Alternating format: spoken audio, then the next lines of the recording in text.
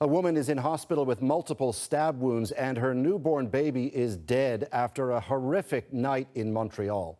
Police now have the woman's 37-year-old husband in custody. And as Sudha Krishnan reports, the community is in a state of shock. The scene in front of this Montreal apartment complex today barely hints at the horror that took place there overnight. A pregnant 33-year-old mother of two stabbed several times in the stomach. Michel Leblanc is one of her neighbors. The wife knocked on my door, he says. When I opened it, I saw her covered in blood. Police arrived around 2:30 and she was rushed to hospital. The baby was delivered through emergency C-section and listed in critical condition. Police spent hours hunting for the suspect, the woman's husband. Then around noon, sad news about the newborn. Unfortunately, the child did not survive.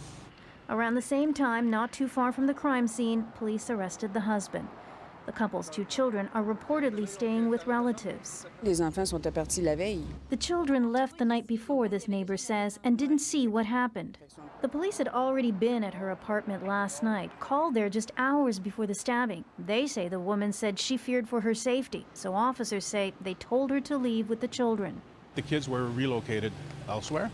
She stayed, and unfortunately, well, we know the rest of the story.